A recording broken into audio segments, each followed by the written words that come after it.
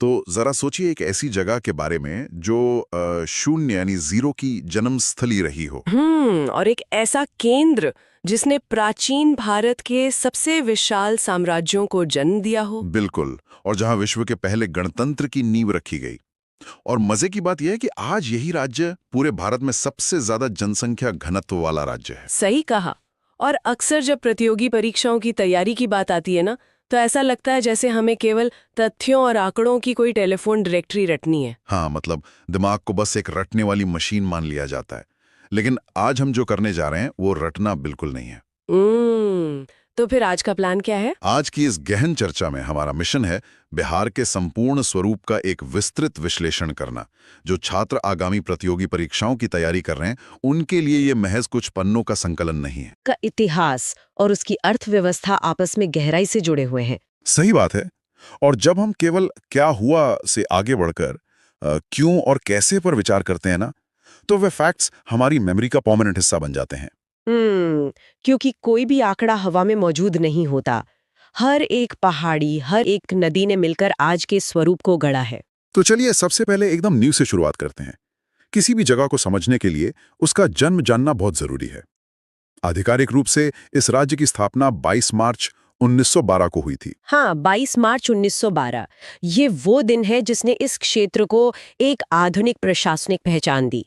और किसी भी राज्य की आत्मा ना उसके प्रतीकों में बसती है। प्रतीकों से आपका मतलब स्टेट सिंबल्स हैं? जी बिल्कुल। जैसे राजकीय पशु बैल है। अब ये क्या दिखाता है?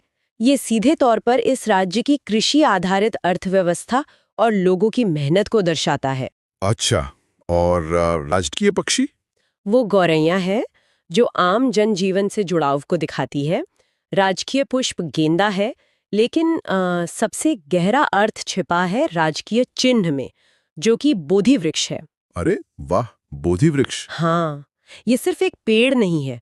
ये इस बात का सबूत है कि ये जमीन सदियों से ज्ञान और शांति का एक ग्लोबल सेंटर रही है। बोधि वृक्ष से ज्ञान का प्रकाश, ये बहुत ही शानदार विचार है। चलिए अब इसे और विस्तार से समझते हैं। अगर हम इन प्रतीकों से आगे बढ़कर राज्य के भौतिक स्वरूप मतलब उसके ब्लूप्रिंट को देखें तो कहानी और भी दिलचस्प हो जाती है। भूगोल की बात कर रहे हैं आप? बिल्कुल। जो लोग हमें सुन रहे हैं वो जरा अपने दिमाग में एक नक्शा इमेजिन करें। इस राज्य को ना एक विशाल आयताकार किले की तरह देखें। एक रेक्टेंगुलर किला। हाँ, जो कुल 94,163 वर्ग किलोमीटर में फैला हुआ है। लेकिन ये महज एक ज्यामितीय आकार नहीं है। तो फिर क्या है? ये एक ऐसा मैदान है जिसकी सीमाएं खुद प्रकृति तय करती हैं। अगर हम इसके मध्य में खड़े होकर उत्तर की ओर देखें तो वहां नेपाल की अंतर्राष्ट्रीय सीमा है, जहां से हिमालय की तलहटी शुरू होती है, राइट? एकदम सही। और राज्य के 7 जिले इस उत्तरी सीमा को छूते हैं। फिर अगर पश्चिम की ओर मुड़े तो उत्तर प्रदेश की सीमा है, जहां से भी 7 जिले लगते हैं। मतलब उत्तर में 7 और पश्चिम में भी 7। हाँ, और पूर्व की तरफ पश्चिम बंगाल है जिसके साथ 3 जिले जुड़े हैं। और दक्षिण में जहां जमीन एकदम बदल जाती है, पठारी हो जाती है, वहां झारखंड है जिससे 9 जिले लगते हैं। देखिए, अगर हम इस पूरी बाउंड्री को ध्यान से समझे ना, तो ये एक बहुत ही स्ट्रेटेजिक लोकेशन है। उत्तर से आने वाली नदियों का पानी और दक्षिण के पठारों का ढलान, ये दोनों मिलकर क्या करते हैं? ये दोनों मिलकर इस पूरे 94,163 वर्ग किलोमीटर के एरिया को एक बेहद उपजाऊ बेसिन में बदल देते हैं। क्या बात है। और इतने बड़े किले को सुचारू रूप से चलाने के लिए एक मजबूत एडमिनिस्ट्रेशन चाहिए।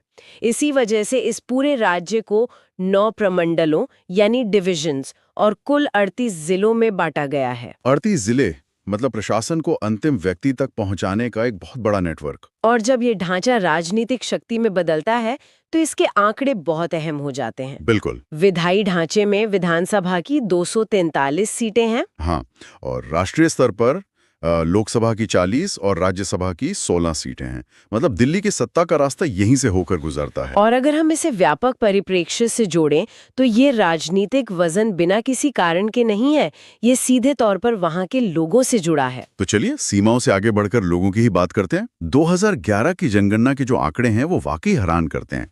राज्य की कुल जनसंख्या लगभग 10.40 करोड़ है। बहुत बड़ी आबादी है। लेकिन संख्या से ज्यादा असली बात जनसंख्या घनत्व की है। 1106 व्यक्ति प्रति वर्ग किलोमीटर, ये पूरे भारत में नंबर 1 पर है। तो इस सब का असल मतलब क्या है? इसका सीधा मतलब है संसाधनों पर भारी दबाव। 1106 लोगों का 1 वर्ग किलोमीटर में रहना जमीन और पानी पर बहुत प्रेशर डालता है। वो तो है। लेकिन यहाँ सबसे रोचक बात यह है कि ये घनत्व पूरे राज्य में एक जैसा नहीं है। इसमें बहुत विषमताएं हैं। जैसे कि? मैंने देखा कि सर्वाधिक जनसंख्या पटना जिले में है। वो तो राजधानी है, इसलिए स्वाभाविक है। और सबसे कम जनसंख्या शेखपुरा जिले में है। लेकिन जब हम घनत्व देखते हैं तो शिवहर जिले का आंकड़ा 1880 तक पहुंच जाता है। 1880? 1880, बाप रे। और सबसे कम कहाँ है? कैमूर जिले में, जहां घनत्व सिर्फ 488 है। एक ही राज्य में इतना बड़ा अंतर? हाँ, क्योंकि शिवहर उत्तरी मैदानी हिस्से में है, जहां जमीन समतल और उपजाऊ है, जबकि कैमूर दक्षिण पश्चिम में पठारी और जंगली इलाका है। प्रकृति ही तय करती है कि लोग कहाँ रहेंगे। समझिए। और यही अंतर साक्षरता दर में भी दिखता है। कुल साक्षरता 61.80% है। इसमें रोहतास सबसे आगे है और पूर्णिया सबसे पीछे। और लिंगानुपात की बात करें तो कुल औसत 918 है, जिसमें गोपालगंज सर्वाधिक और मुंगेर न्यूनतम है। अब यहाँ बात और भी दिलचस्प हो जाती है। जब हम आज की इतनी बड़ी आबादी को देखते हैं तो इतिहास में जाना जरूरी हो जाता है। बिल्कुल, क्योंकि आज की इस विशाल जनसंख्या के पैरों के नीचे का इतिहास बहुत गहरा है। हम सबने ना अक्सर यही सुना है कि इतिहास बस बीती हुई तारीखों, जंग खा चुकी तलवारों और राजाओं की पुरानी कहानियों का एक उबाऊ सा पुलिंदा होता है। अक्सर स्कूलों में ऐसे ही पढ़ाया जाता है। बिल्कुल। लेकिन क्या कभी किसी ने ये सोचा है कि कैसे कोई एक विशिष्ट भौगोलिक क्षेत्र, मतलब एक साधारण सा लगने वाला जमीन का टुकड़ा, पूरे के पूरे उपमहाद्वीप की नियति तय कर सकता है? ये वाकई एक बहुत ही दिलचस्प सवाल है। हाँ, और आज के इस गहन विश्लेषण में हम एक ऐसे ही क्षेत्र की बात कर रहे हैं जिसे आज की दुनिया बिहार के नाम से जानती है। ये सिर्फ एक राज्य की सीमा नहीं है। बिल्कुल नहीं। ये प्राचीन साम्राज्यों का वो पालना है जिसने पूरे भारतवर्ष के विकास का, उसके प्रशासन का और उसकी आत्मा का ब्लूप्रिंट तैयार किया। मैं इस बात से पूरी तरह सहमत हूँ। और आज हमारी इस चर्चा का जो आधार है वो कोई एक सामान्य किताब या किसी एक लेखक का नजरिया नहीं है। तो आज हमारे पास क्या है? हमारे पास एक बहुत ही विस्तृत और गहन मास्टर क्लास के नोट्स मौजूद हैं। ये वे नोट्स हैं जिन्हें बीपीएससी और टीआरई जैसी उच्च स्तरीय प्रतियोगी परीक्षाओं की तैयारी के लिए संकलित किया गया है। अरे वाह, मतलब एकदम सॉलिड रिसर्च है। बिल्कुल। इन दस्तावेजों में प्राचीन मगध के उत्कर्ष की कहानियों से लेकर वैचारिक क्रांतियों, मध्यकालीन उथल-पुथल और फिर आधुनिक इंजीनियरिंग के चमत्कारों तक का पूरा सफर दर्ज है। ये एक ऐसा खजाना है जो सदियों के इतिहास को एक ही सूत्र में पिरोता है। सही कहा आपने। और आज हमारा मिशन सिर्फ इन बुलेट पॉइंट्स और ऐतिहासिक तथ्यों को एक-एक करके बांचना नहीं है। हाँ, वो तो बहुत बोरिंग हो जाएगा। एकदम। हमारा असली लक्ष्य है उन छिपे हुए पैटर्न्स को डिकोड करना, जो सीखने की चाह रखने वाले किसी भी जिज्ञासु मन को ये समझने में मदद करेंगे कि ये इतिहास सिर्फ किसी एक क्षेत्र का स्थानीय इतिहास क्यों नहीं है। जी। ये असल में आधुनिक भारत के निर्माण की नींव है। तो चलिए, बिना किसी देरी के इस ऐतिहासिक सफर पर निकलते हैं। चलिए। देखिए, विचारों और साम्राज्यों के पनपने से पहले ना ये समझना जरूरी है कि भूगोल ही वो विशाल मंच तैयार करता है जिस पर इतिहास का सारा नाटक खेला जाता है। ये बहुत ही सटीक बात कही आपने। भूगोल ही सब कुछ तय करता है। ठीक है, आइए इसे थोड़ा खोलकर समझते हैं। ये किसी बहुत बड़े स्ट्रैटेजी बोर्ड गेम की तरह लगता है मुझे। स्ट्रैटेजी गेम कैसे? अगर इस क्षेत्र की भौगोलिक स्थिति का विश्लेषण किया जाए तो उत्तर में नेपाल की अंतर्राष्ट्रीय सीमाएं हैं, दक्षिण में झारखंड के खनिज संपन्न इलाके हैं, बिल्कुल, पूर्व में पश्चिम बंगाल और पश्चिम में उत्तर प्रदेश, और इन सब के ठीक बीचों बीच एक जीवन रेखा की तरह बहती है गंगा नदी। जी, गंगा का रोल बहुत बड़ा है इसमें। हाँ ना, ऐसा लगता है जैसे इस ऐतिहासिक बोर्ड गेम में मगध नाम के खिलाड़ी को शुरुआत में ही सबसे बेहतरीन भौगोलिक कार्ड मिल गए थे। बेहद उपजाऊ जमीन और व्यापार के लिए एक विशाल नदी। मेरा सवाल यह है कि हमारे स्रोतों के अनुसार प्राचीन भारत के जो 16 महाजनपद थे, उनमें से केवल मगध ही इतना शक्तिशाली और अजेय बनकर क्यों उभरा? बाकी राज्य पीछे क्यों रह गए? यहाँ जो बात सबसे ज्यादा रोमांचित करती है वो ये है कि प्रकृति ने इस क्षेत्र को सिर्फ संसाधन नहीं दिए थे, अच्छा। बल्कि एक पूरा सामरिक तंत्र या कह लें एक नेचुरल लॉजिस्टिक्स नेटवर्क दिया था। आपने अभी गंगा नदी का जिक्र किया, ये एक बहुत ही महत्वपूर्ण बिंदु है। प्राचीन काल में गंगा सिर्फ पानी का एक स्रोत या एक पवित्र नदी भर नहीं थी। सामरिक और आर्थिक दृष्टिकोण से ये उस समय का सुपर हाईवे था। ओ, सुपर हाईवे। बिल्कुल। किसी भी साम्राज्य को बड़ा होने के लिए दो चीजें चाहिए होती हैं, पैसा और सेना की तेज आवाजाही, लॉजिस्टिक्स। हाँ, भारी मात्रा में व्यापार करना हो या हाथियों और सैनिकों की विशाल टुकड़ियों को एक जगह से दूसरी जगह ले जाना हो, वो तो जमीन के रास्ते बहुत मुश्किल होता होगा, बहुत मुश्किल। इसीलिए गंगा और उसकी सहायक नदियों के जाल ने मगध को एक अजेय बढ़त दे दी। समझ गया। इसके अलावा गंगा के उपजाऊ मैदानों ने कृषि में इतना भारी अधिशेष मतलब सरप्लस पैदा किया कि किसानों का पेट भरने के बाद भी बहुत सारा अनाज बच जाता था। अरे वाह। और इसी बचे हुए अनाज और संपत्ति से एक विशाल स्थायी सेना और एक मजबूत प्रशासनिक ढांचे का खर्च आसानी से उठाया जा सकता था। ये बहुत ही तार्किक बात है। जब तक समाज का पेट नहीं भरेगा तब तक कोई भी राजा अपने राज्य की सीमाओं का विस्तार करने के बारे में तो सोच ही नहीं सकता। बिल्कुल सही।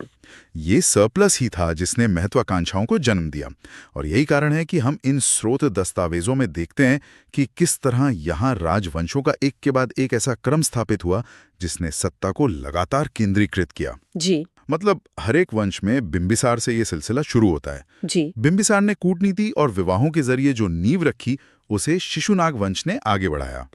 फिर नंद वंश आता है, जहां महापद्मनंद जैसे शासक ने एक विशाल और क्रूर सैन्य शक्ति खड़ी कर दी। ये सत्ता के क्रमिक विकास की एक निरंतर चलने वाली कहानी है। और ये क्रमिक विकास अपने सर्वोच्च शिखर पर तब पहुंचता है जब चंद्रगुप्त मौर्य मंच पर आते हैं। ओह, मौर्य साम्राज्य। हाँ, लेकिन चंद्रगुप्त अकेले नहीं थे।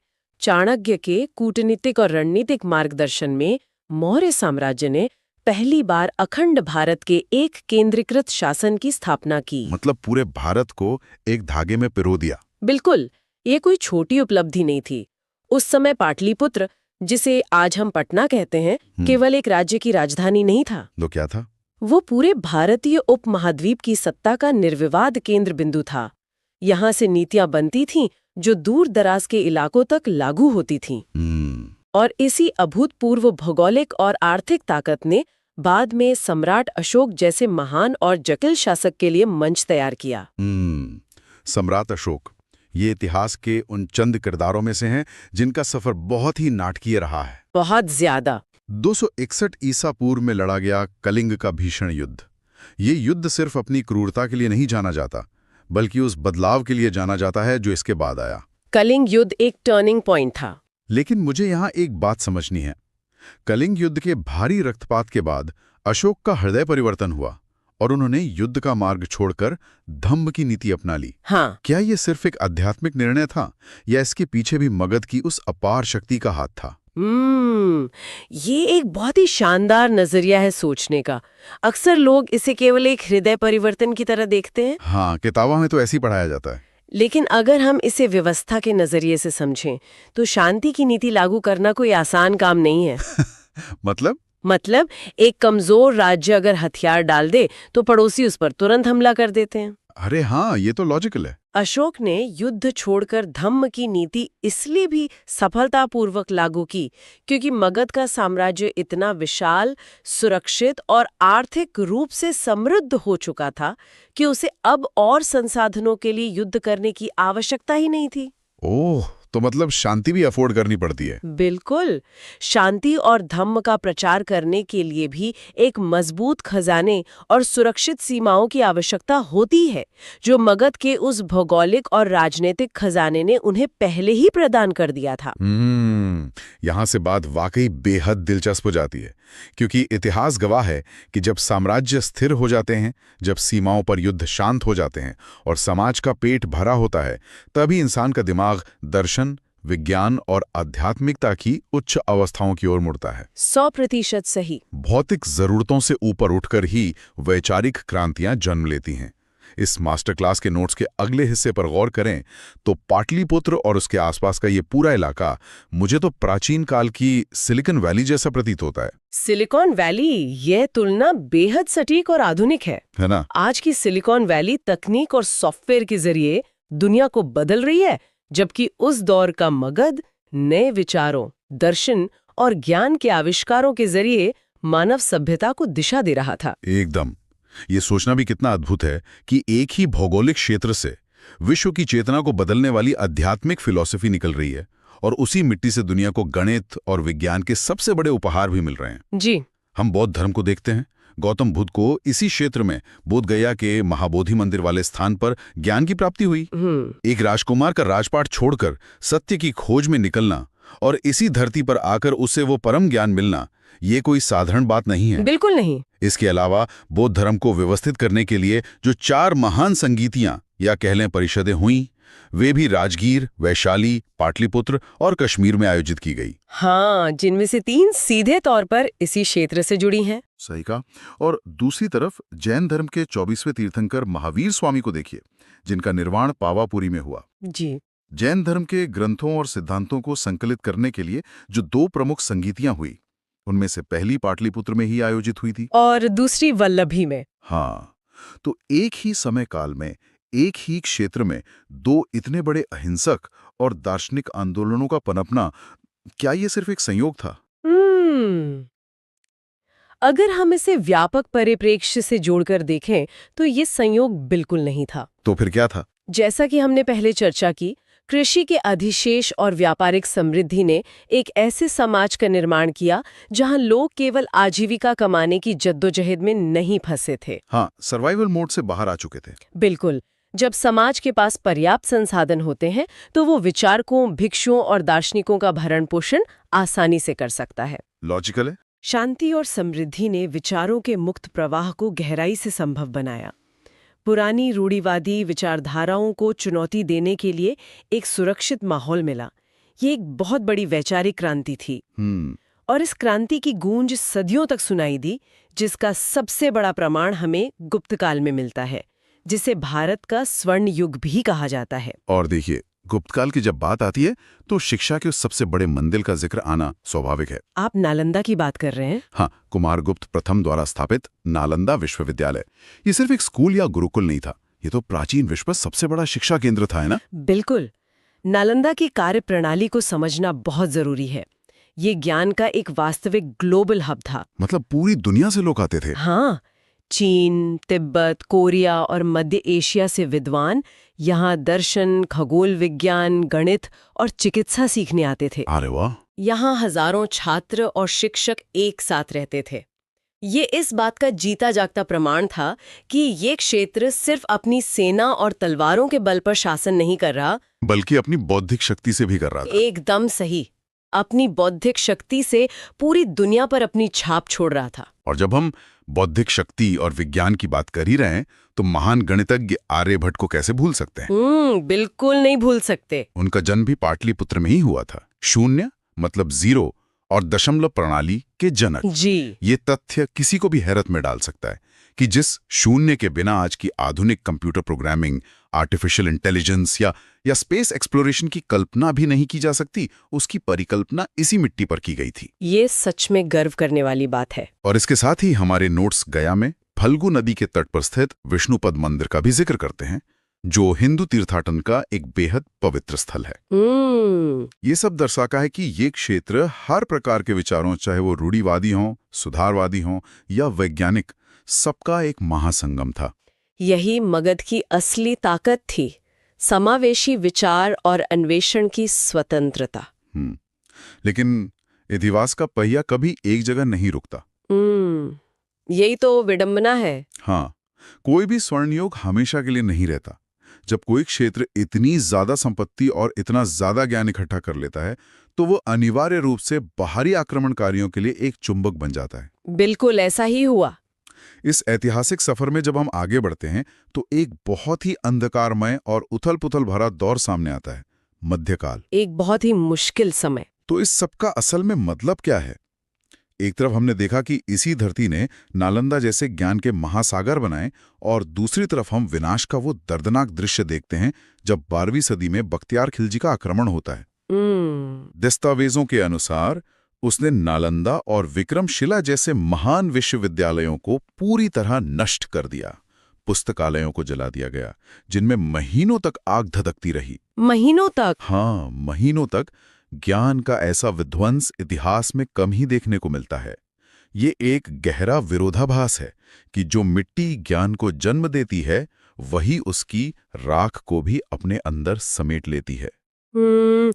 इतिहास को समझने के लिए हमें भावनाओं से थोड़ा अलग हटकर एक निष्पक्ष विश्लेषक की तरह देखना होता है। वो तो है। इतिहास अक्सर विनाश और निर्माण की एक निरंतर, हालांकि कभी-कभी बेहद क्रूर प्रक्रिया होता है।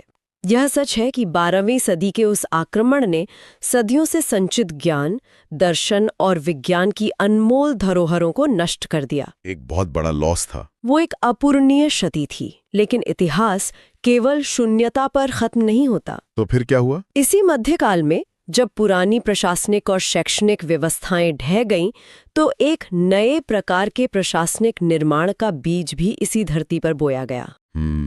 आप यहाँ शेरशाह सूरी की ओर इशारा कर रही हैं? बिल्कुल। जिनका मकबरा आज भी सासाराम में उनके शासन की भव्यता का प्रतीक है। लेकिन मुझे हमेशा ये बात हैरान करती है कि शेरशाह सूरी ने केवल 5 साल तक शासन किया। सिर्फ 5 साल? हाँ। तो इतने कम समय में उन्होंने ऐसा क्या कर दिया कि आज के मास्टर क्लास नोट्स भी उन्हें इतनी प्रमुखता से जगह देते हैं? देखिए, शेरशाह सूरी का महत्व उनके युद्धों में नहीं, बल्कि उनके प्रशासनिक जीनियस होने में है। उन्होंने जो व्यवस्थाएं बनाई वे सदियों आगे की सोच रखती थीं। अच्छा, जैसे कि? आज हम पूरे भारत को जोड़ने वाले जिस आधुनिक संचार और यातायात तंत्र की बात करते हैं, उसकी एक बहुत बड़ी नींव उन्होंने रखी थी। ग्रैंड ट्रंक रोड, मतलब जीटी रोड का निर्माण उसी दूरदर्शी सोच का परिणाम था। अरे यहाँ जीटी रोड? यह सिर्फ एक सड़क नहीं थी, ये व्यापार, सेना की आवाजाही और डाक व्यवस्था को पूरे उत्तर भारत में सुचारू रूप से चलाने का एक महामार्ग था। कमाल है। इसके अलावा अर्थव्यवस्था को स्थिर करने के लिए उन्होंने जो मुद्रा प्रणाली लागू की, चांदी का रुपया। रुपया? हाँ, वो इतनी सटीक और प्रमाणित थी कि सदियों बाद अंग्रेजों ने भी उसी प्रणाली को अपनाया और आज भी हमारे देश की मुद्रा रुपया ही कहलाती है। ये विरोधाभास अपने आप में एक पूरा पाठ है। मतलब एक तरफ वो तलवार है जिसने सदियों के ज्ञान को राख कर दिया और दूसरी तरफ वो प्रशासनिक सोच है जिसने ऐसा इंफ्रास्ट्रक्चर और करेंसी सिस्टम बनाया जो आज भी हमारी आधुनिक अर्थव्यवस्था की नसों में दौड़ रहा है। एकदम सही। ये स्पष्ट करता है कि इतिहास कभी ब्लैक एंड व्हाइट नहीं होता। ये विनाश और नव निर्माण की एक जटिल बुनावट है। और यही जटिलता और संघर्ष की आदत ना इस क्षेत्र के लोगों के डीएनए में बस गई है। डीएनए में? हाँ, मध्यकाल में जो संघर्ष और प्रशासनिक बदलाव हमने देखे, वो आधुनिक काल में आते आते एक पूरी तरह से नई दिशा में मुड़ गए। आप ब्रिटिश काल की बात कर रही हैं? बिल्कुल। जब ब्रिटिश हुकूमत ने भारत के आर्थिक और सामाजिक ताने बाने को छिन्न भिन्न करना शुरू किया, तो इस भूमि का वही पुराना विद्रोही और नेतृत्वकारी स्वभाव फिर से जाग उठा। ये क्षेत्र एक बार फिर से जन आंदोलनों और स्वतंत्रता संग्राम की एक विशाल प्रयोगशाला में तब्दील हो गया। स्वतंत्रता संग्राम वाला हिस्सा तो सच में रोंगटे खड़े कर देने वाला है। 1857 की क्रांति का जिक्र आते ही बाबू कुंवर सिंह का नाम सामने आता है। बहुत बड़ा नाम है। जगदीशपुर के इस जमींदार के बारे में जो तथ्य इन नोट्स में दिए गए हैं वे किसी भी इंसान को अचंभित कर सकते हैं। 80 वर्ष की उम्र। 80 साल, सोचिए। कल्पना की जा सकती है कि जिस उम्र में लोग चलने फिरने के मोहताज हो जाते हैं, उस उम्र में यह महानायक घोड़े पर सवार होकर अदम्य शौर्य का प्रदर्शन कर रहा था। जी। उन्होंने आरा और आजमगढ़ के इलाकों में छापामार युद्ध यानी गुरिल्ला वॉरफेयर के जरिए ब्रिटिश सेना के छक्के छुड़ा दिए। बिल्कुल। ये बिल्कुल किसी बहुपीढ़ीगत मतलब मल्टी जनरेशनल एपिक हॉलीवुड या बॉलीवुड फिल्म की कहानी जैसा लगता है, जहां एक 80 साल का बुजुर्ग एक पूरी साम्राज्यवादी सत्ता से सीधी टक्कर ले रहा है। ये एक बहुत ही महत्वपूर्ण सवाल खड़ा करता है कि आजादी की ये आग समाज में किस गहराई तक फैली हुई थी। सही बात है। 1857 का विद्रोह अक्सर सैनिक या कुलीन वर्ग के विद्रोह के रूप में देखा जाता है, लेकिन असली जन भागीदारी इसके बाद शुरू हुई। 1917 का चंपारण सत्याग्रह इस राजनीतिक चेतना के विस्तार का सबसे बड़ा उदाहरण है। चंपारण, जहां तिनकठिया प्रणाली थी। हाँ, चंपारण में जो 3 कठिया प्रणाली लागू थी वो आर्थिक शोषण की चरम सीमा थी। किसानों को अपनी ही जमीन के 3/20 भाग पर नील मतलब इंडिगो की खेती करने के लिए मजबूर किया जाता था। इस दिनकटिया प्रणाली के लॉजिक को अगर समझें तो ये सिर्फ 20 में से 3 हिस्से की बात नहीं थी। तो क्या था? नील की खेती जमीन की पूरी उर्वरता को चूस लेती थी, जिससे किसान अपनी बाकी जमीन पर भी ढंग से अनाज नहीं उगा पाता था। बाप रे! और ये सब ब्रिटिश बगान मालिकों द्वारा जबरदन करवाया जा रहा था। इसी अन्याय के खिलाफ 1916 के लखनऊ अधिवेशन में राजकुमार शुक्ल नाम के एक साधारण से किसान ने महात्मा गांधी को बिहार आकर स्थिति देखने का निमंत्रण दिया। बिल्कुल, और वो निमंत्रण भारत के इतिहास का एक टर्निंग पॉइंट साबित हुआ। चंपारण कोई साधारण किसान आंदोलन नहीं था। ये भारत की धरती पर महात्मा गांधी का पहला सफल सविनय अवज्ञा आंदोलन था। मतलब सिविल डिसोबीडियंस। जी, इसे गांधी जी की पहली राजनीतिक प्रयोगशाला कहा जा सकता है। यहीं पर उन्होंने अपने सत्य और अहिंसा के हथियारों को परखा। ये साबित किया कि बिना हथियार उठाए भी सिर्फ नैतिक बल और असहयोग के जरिए एक शक्तिशाली प्रशासन को घुटनों पर लाया जा सकता है। लेकिन बात सिर्फ गांधी जी या चंपारण तक सीमित नहीं रही। और क्या हुआ? इन दस्तावेजों में साफ तौर पर दर्ज है कि राजनीतिक जागरूकता कैसे समाज के सबसे निचले और मेहनतकश तबके तक पहुंच चुकी थी। किसान और मजदूर अब अपनी ताकत पहचान रहे थे। जी, स्वामी सहजानंद सरस्वती का नाम यहाँ बहुत प्रमुखता से आता है, जिनके नेतृत्व में किसान सभा का गठन हुआ। यही संगठन आगे चलकर 1936 में अखिल भारतीय किसान सभा बन गया।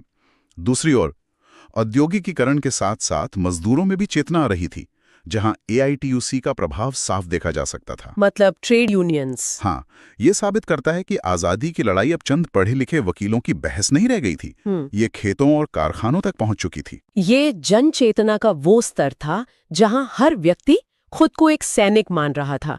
समाज का हर तबका स्वतंत्रता के इस महायज्ञ में अपनी आहुति दे रहा था। और जब बात आहुति देने की आती है तो 1942 के भारत छोड़ो आंदोलन का वो अध्याय सामने आता है जो पीढ़ियों का अंतर मिटा देता है। आप पटना सचिवालय की बात कर रहे हैं? हाँ, 11 अगस्त 1942 की वो ऐतिहासिक तारीख, पटना सचिवालय गोलीकांड, जहां एक तरफ हमने देखा कि 1857 में 80 साल के बाबू कुंवर सिंह मोर्ठा संभाल रहे थे। वहीं 1942 में आजादी का झंडा फहराने के जुनून में 7 युवा छात्र, जिनमें से कई तो कॉलेज और स्कूल के लड़के थे, अपने सीने पर अंग्रेजों की गोलियां खाकर शहीद हो गए। ये बहुत ही भावुक कर देने वाला पल था, है ना? ये पीढ़ियों का वो जज्बा है जो एक ही लक्ष्य के लिए अपना सब कुछ दांव पे लगाने को तैयार था। इसके साथ ही 1942 के इस आंदोलन में भूमिगत या अंडरग्राउंड संघर्ष का एक बहुत ही रोमांचक और रणनीतिक पहलू भी था। अंडरग्राउंड संघर्ष? हाँ, जयप्रकाश नारायण, जिन्हें पूरा देश जेपी के नाम से जानता है, उनकी कहानी किसी थ्रिलर से कम नहीं है। अरे वाह, क्या बात है! भारत छोड़ो आंदोलन के दौरान उनका हजारीबाग जेल की ऊंची दीवारों को फांदकर फरार होना और फिर नेपाल के घने जंगलों में जाकर आजाद दस्ता का गठन करना। आजाद दस्ता, इसका काम क्या था? इस दस्ते का मुख्य काम छापामार युद्ध और संचार लाइनों को काटकर ब्रिटिश प्रशासन की कमर तोड़ना था। मतलब डायरेक्ट एक्शन। बिल्कुल। ये स्पष्ट करता है कि आजादी पाने के लिए इस क्षेत्र ने हर तरीके को अपनाया, चाहे वो चंपारण का अहिंसक सत्याग्रह हो या फिर आजाद दस्ते का सशस्त्र और भूमिगत संघर्ष। ये तो अद्भुत है। और देखिए, जब हम इतिहास के इन पन्नों, इन संघर्षों और क्रांतियों से बाहर निकलते हैं और आधुनिक युग की तरफ कदम बढ़ाते हैं, तो हमारे सोर्स नोट्स का आखिरी हिस्सा हमें एक आधुनिक चमत्कार के सामने लाकर खड़ा कर देता है। महात्मा गांधी सेतु। एकदम सही। ये सेतु उसी गंगा नदी पर निर्मित है जिसकी हमने शुरुआत में चर्चा की थी, और ये उत्तर बिहार के हाजीपुर को दक्षिण बिहार के पटना से जोड़ता है। जी। ये सिर्फ एक पुल नहीं है, ये आधुनिक इंजीनियरिंग की वो जीत है जिसने प्रकृति की सबसे बड़ी बाधाओं में से एक को पार किया है। मतलब एक फुल सर्कल बन गया। हाँ, ये सेतु प्रतीक है उस निरंतरता का। अगर हम BPSC मास्टर क्लास नोट्स के इस पूरे सफर का सारांश निकालें तो तस्वीर बिल्कुल साफ हो जाती है। कैसे? मगध के प्रारंभिक और सामलिक उत्कर्ष से लेकर बुद्ध और महावीर के गहन आध्यात्मिक दर्शन तक। अशोक की युद्ध से शांति की ओर मुड़ती धम्मनीति से लेकर मध्यकालीन प्रशासन और शेरशाह सूरी के इंफ्रास्ट्रक्चर विजन तक। बिल्कुल। और फिर 1857 के बाबू कुंवर सिंह के शौर्य से लेकर 1942 के जेपी नारायण और पटना सचिवालय के युवा शहीदों तक। ये पूरा सफर सिर्फ घटनाओं का एक संकलन नहीं है। तो ये क्या है? ये इस बात का अकाट्य प्रमाण है कि ये क्षेत्र हमेशा से भारत के ऐतिहासिक बदलावों का, सामाजिक क्रांतियों का और वैचारिक उथल-पुथल का मुख्य केंद्र बिंदु रहा है।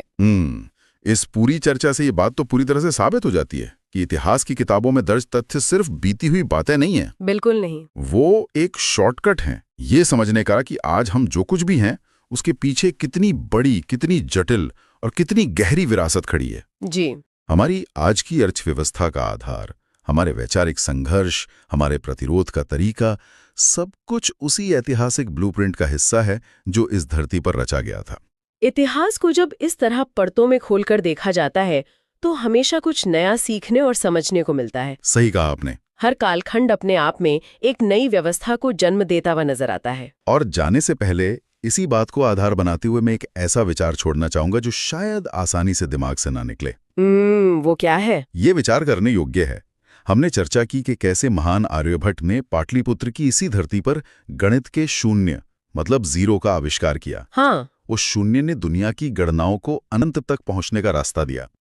लेकिन क्या यह सिर्फ एक भौगोलिक संयोग था कि गणित का वो अनंत शून्य उसी मिट्टी पर आकार ले रहा था जहां उससे कई सदियों पहले गौतम बुद्ध और महावीर स्वामी ने आध्यात्मिक शून्यता और भौतिक संसार से वैराग्य की पूर्णता का दर्शन दुनिया को दिया था?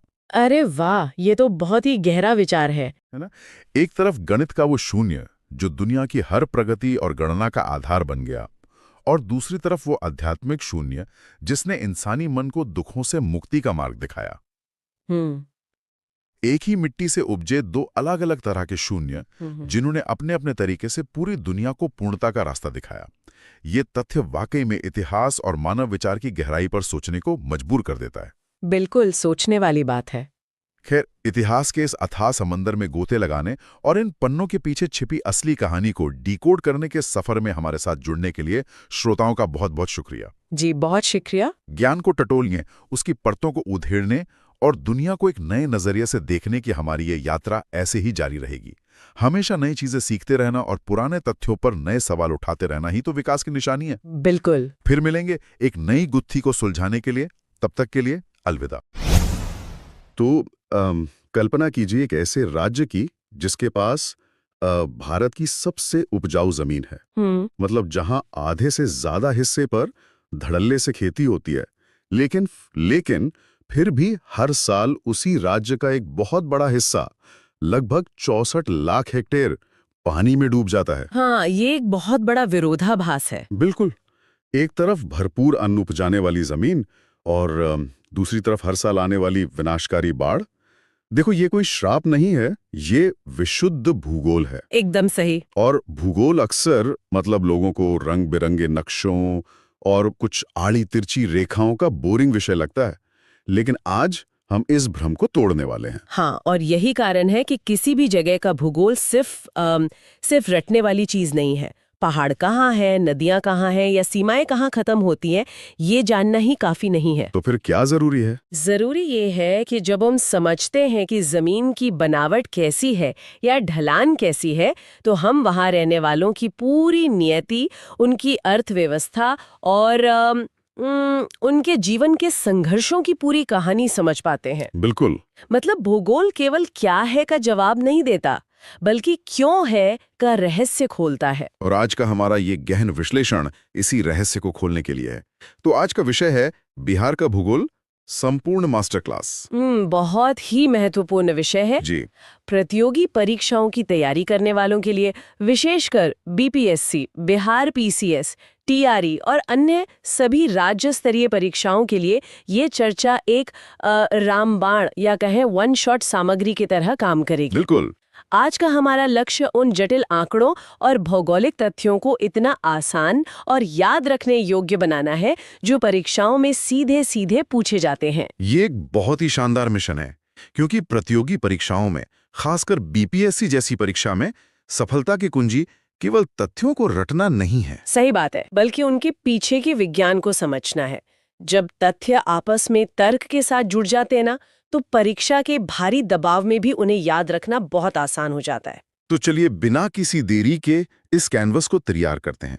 किसी भी स्थान को गहराई से समझने के लिए सबसे पहले उसे ग्लोब पर खोजना होता है। हाँ बिल्कुल। तो अगर हम इस राज्य के अक्षांशीय और दिशांतरीय विस्तार की बात करें तो इसका उत्तरी अक्षांश 24 डिग्री 20 मिनट 10 सेकंड से शुरू होकर 27 डिग्री 31 मिनट 15 सेकंड तक जाता है। हाँ, और वहीं पूर्वी देशांतर 83 डिग्री 19 मिनट 50 सेकंड से 88 डिग्री 17 मिनट 40 सेकंड के बीच स्थित है। हाँ, मतलब ये नंबर शुरुआत में थोड़े जटिल लग सकते हैं, लेकिन परीक्षा की तैयारी करने वालों के लिए ये तथ्य परीक्षा में अक्सर पूछा जाता है। तो इसे याद कैसे रखा जाए? इसे याद रखने के लिए अंकों के एक बहुत ही सरल पैटर्न पर ध्यान देना चाहिए। उत्तरी अक्षांश 24 से 27 डिग्री के बीच है और पूर्वी देशांतर 83 से 88 डिग्री के बीच। दिमाग में रखना है। ये स्थिति स्पष्ट करती है कि ये भूभाग पूरी तरह से उत्तरी गोलार्ध और पूर्वी देशांतर में स्थित एक उपोष्ण कटिबंधीय, मतलब सब ट्रॉपिकल क्षेत्र है। हाँ, सब ट्रॉपिकल क्षेत्र है। अब यहां से एक बहुत ही दिलचस्प दृश्य की कल्पना करते हैं। यदि भारत के नक्शे पर एक बड़ा आयत या रेक्टेंगल खींचा जाए जिसकी चौड़ाई पूर्व से पश्चिम की ओर 483 किलोमीटर हो और लंबाई उत्तर से दक्षिण की ओर 345 किलोमीटर हो, तो वो आयताकार आकृति इसी राज्य की है। एकदम सही। 3, 4, 5 उत्तर से दक्षिण की लंबाई याद रखने की ये कितनी शानदार ट्रिक है। ये ट्रिक सच में बहुत कारगर है। 3, 4, 5 एक सीधा क्रम। और जब हम इस आयताकार आकृति के भीतर की पूरी जगह को मापते हैं तो कुल क्षेत्रफल 94,163 वर्ग किलोमीटर निकल कर आता है। 94,163 वर्ग किलोमीटर। जी, ये 94,163 वर्ग किलोमीटर का आंकड़ा तो परीक्षार्थियों को अपनी नोटबुक में सबसे ऊपर लिख लेना चाहिए। इसे जरूर याद रखें क्योंकि यह राज्य लोक सेवा आयोग का पसंदीदा सवाल है। लेकिन रुकिए, यहाँ एक और आंकड़ा है जो थोड़ा हैरान करने वाला है। समुद्र तट से इस राज्य की औसत ऊंचाई मात्र 52.73 मीटर बताई गई है। हाँ, सिर्फ 52.73 मीटर। केवल इतना? इसका मतलब है कि ये क्षेत्र समुद्र तल से बहुत ज्यादा ऊंचा नहीं है। ये तो लगभग एक समतल मैदान जैसा हुआ। यही सबसे बड़ा कैच है। समुद्र तल से केवल 52.73 मीटर की औसत ऊंचाई का सीधा अर्थ यह है कि ये क्षेत्र मुख्य रूप से एक विशाल समतल मैदानी इलाका है। अच्छा। इसकी अहमियत तब समझ में आती है जब नदियां हिमालय के ऊंचे पहाड़ों से या दक्षिणी पठारों से तेज गति से बहकर इस क्षेत्र में प्रवेश करती हैं। तो क्या होता है? अचानक ढलान कम होने के कारण नदियों का प्रवाह एकदम से धीमा हो जाता है। ओहो, तो ढलान कम होने और नदियों की गति धीमी होने से पूरी कहानी का रुख ही मुड़ जाता है। बिल्कुल, हम आगे चर्चा करेंगे कि कैसे यही 52.73 मीटर की ऊंचाई और धीमी नदियां राज्य के उपजाऊ कृषि और विनाशकारी बाढ़ दोनों का मुख्य कारण बनती है। मतलब ढलान और नदियों की इस गति ने तो एक अलग ही तस्वीर पेश कर दी। हाँ, लेकिन अगर ये एक आयताकार मैदान है तो इसके चारों तरफ दीवारें किसकी हैं? मेरा मतलब है इसके पड़ोसी कौन है? ये जानना बहुत जरूरी है, क्योंकि किसी भी राज्य का चरित्र उसके पड़ोसियों की भौगोलिक स्थिति से भी बहुत हद तक प्रभावित होता है। सीमाओं को देखें तो उत्तर में नेपाल है जिससे 7 जिले लगते हैं। दक्षिण में झारखंड है जहां 9 जिले सीमा साझा करते हैं। पूर्व में पश्चिम बंगाल के साथ 3 जिले और पश्चिम में उत्तर प्रदेश के साथ 7 जिले जुड़े हुए हैं। सीमाओं का ये बंटवारा रणनीतिक रूप से बहुत महत्वपूर्ण है। लेकिन यहाँ एक व्यवहारिक सवाल उठता है। परीक्षा की तैयारी करने वाले कई छात्रों के मन में ये उलझन रहती है कि क्या वाकई ये गिनना और रटना जरूरी है कि कितने जिले किस राज्य या देश की सीमा को छूते हैं। हाँ, ये सवाल अक्सर आता है। मतलब क्या ये जानकारी इतनी अहम है या ये सिर्फ माइक्रो डिटेलिंग है? ये उलझन बहुत स्वाभाविक है, लेकिन इसका उत्तर है हाँ, ये बेहद महत्वपूर्ण है। अच्छा। आयोग अक्सर ये जांचना चाहता है कि अभ्यर्थी को अपने राज्य के नक्शे की स्पष्ट और व्यावहारिक समझ है या नहीं। और देखो, इसे रटने की भी जरूरत नहीं है अगर इसके भीतर छिपे पैटर्न को देख लिया जाए। पैटर्न? कैसा पैटर्न? ध्यान दें, नेपाल जो कि उत्तर में एक अंतर्राष्ट्रीय सीमा है और उत्तर प्रदेश जो पश्चिम में एक राज्य की सीमा है, दोनों ही ठीक 7-7 जिलों के साथ सीमा साझा करते हैं। अरे वाह, उत्तर और पश्चिम दोनों तरफ लकी नंबर 7। ये समानता याद रखने के लिए एक बेहतरीन ट्रिक है ना? और दक्षिण में झारखंड के साथ सबसे ज्यादा यानी 9 जिले लगते हैं।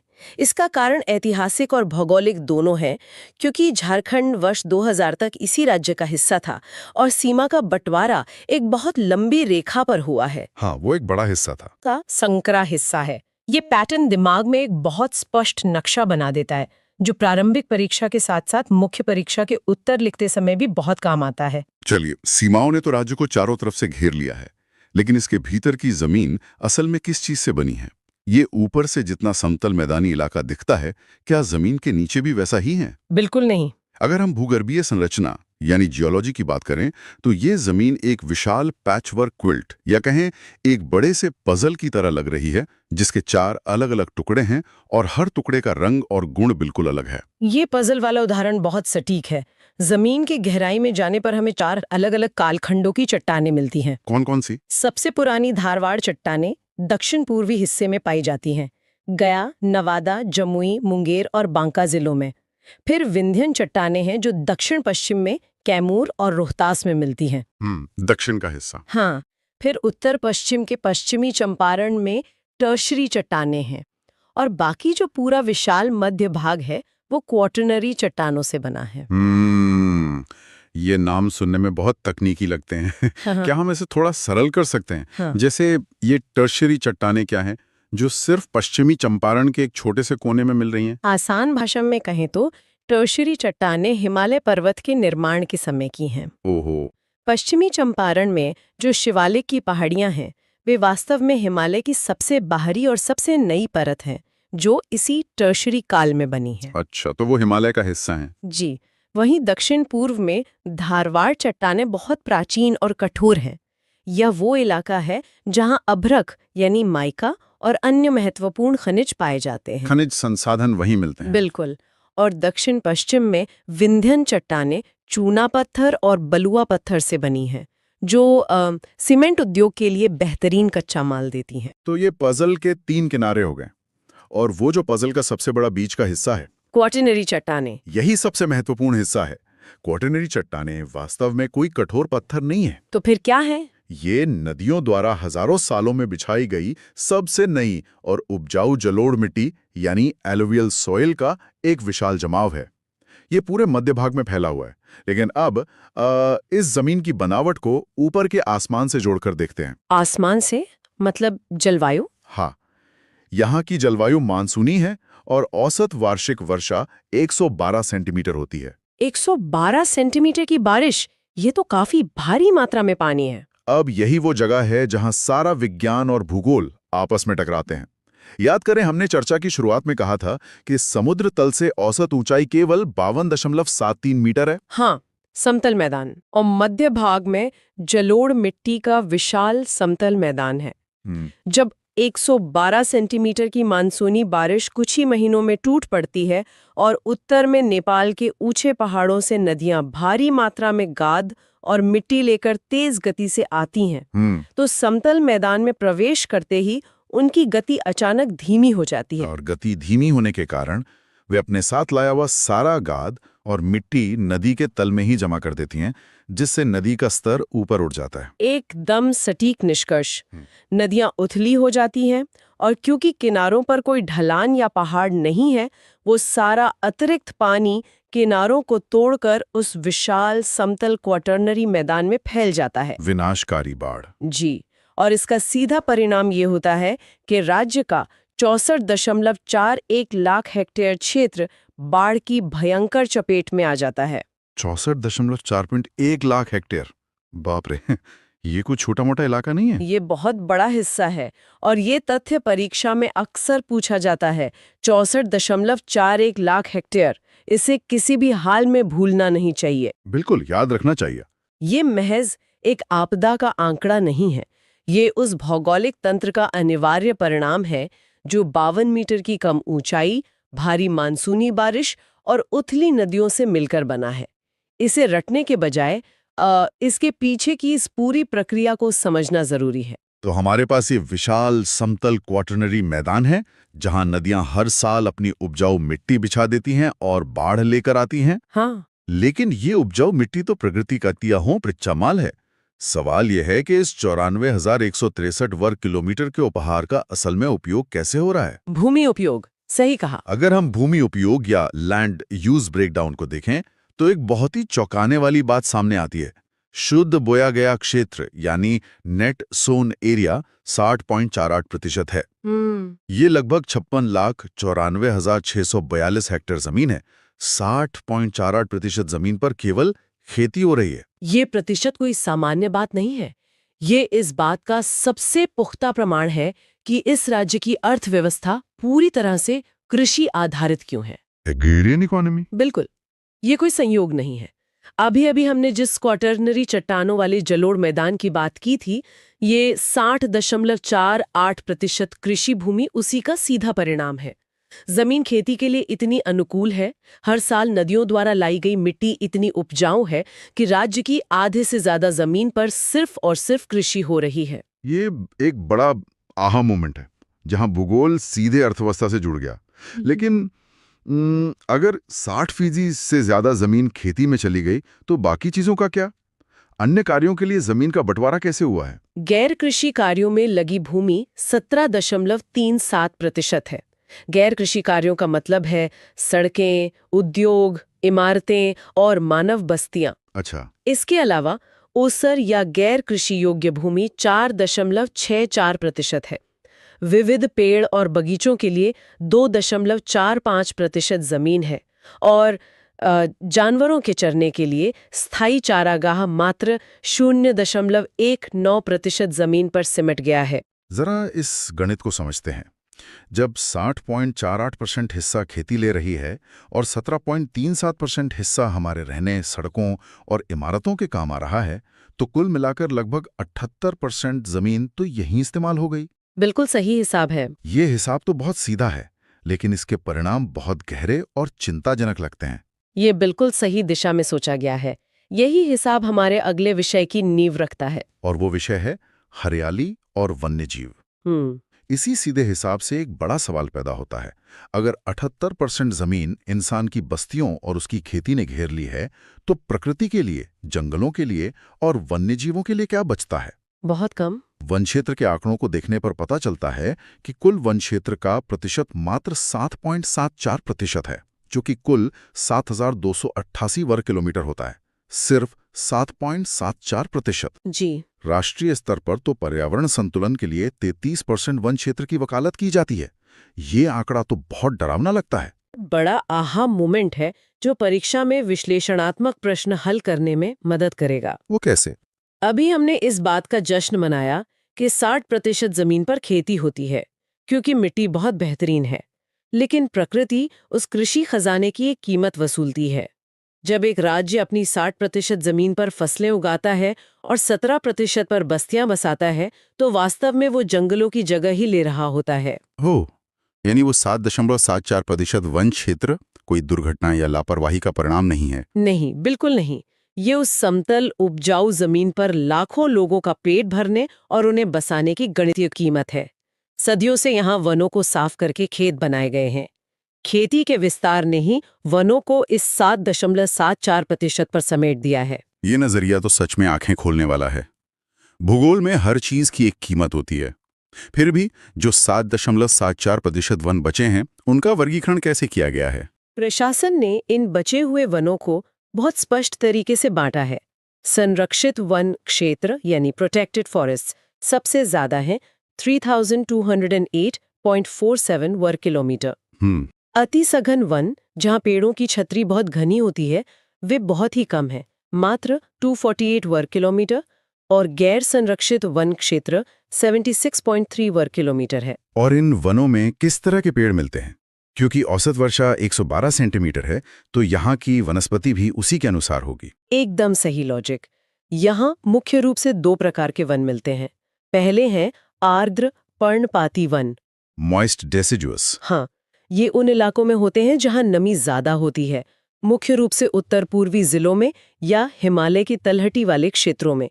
इनमें शीशम, सैलम, शाल और खैर जैसे पेड़ मिलते हैं। और दूसरे प्रकार के वन? दूसरे हैं शुष्क पर्णपाती वन, जो पश्चिमी और दक्षिणी हिस्सों में मिलते हैं, जहां बारिश थोड़ी कम होती है। इनमें महुआ, आम, कटहल और जामुन के पेड़ प्रमुखता से पाए जाते हैं। अगर जंगलों की संख्या इतनी कम है तो वन्यजीवों के लिए सुरक्षित स्थान भी बहुत सीमित होंगे। बिल्कुल। यहाँ एक ऐसा तथ्य है जो सीधा परीक्षा के पेपर में छपने वाला लगता है। पूरे राज्य में केवल एक राष्ट्रीय पार्क यानी नेशनल पार्क है, वाल्मीकि नगर। हाँ, सिर्फ एक। इसके अलावा 11 वन्य जीव अभयारण्य हैं। वाल्मीकि नगर नेशनल पार्क पश्चिमी चंपारण में स्थित है। याद करें, भूगर्भिक संरचना वाले पजल में हमने पश्चिमी चंपारण में टर्शरी चट्टानों यानी शिवालिक की पहाड़ियों की बात की थी। हाँ, हिमालय की तलहटी। यह नेशनल पार्क वहीं स्थित है। चूंकि यह राज्य का इकलौता राष्ट्रीय उद्यान है, इसलिए परीक्षार्थियों के लिए इसे कंठस्थ कर लेना अनिवार्य है। इसे जरूर याद रखें।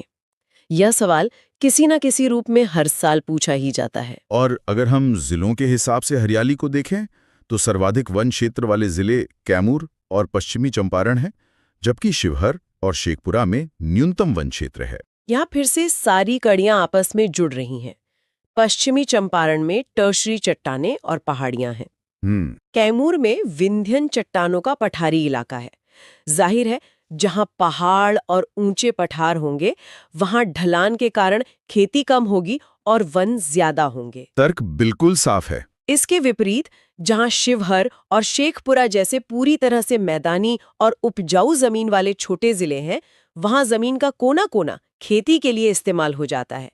इसलिए वहां वन न्यूनतम ही होंगे। हर तथ्य एक दूसरे को कैसे स्पष्ट कर रहा है, ये देखना सच में भूगोल का जादू है। सच में भूगोलिक ऐसा विषय है जहां हर चीज एक दूसरे की वजह से हो रही है। बिल्कुल। इस मास्टर क्लास में हमने जमीन की गहराई की चट्टानों से लेकर बारिश के पानी और जंगलों की कटाई तक बहुत कुछ गहराई से समझा है।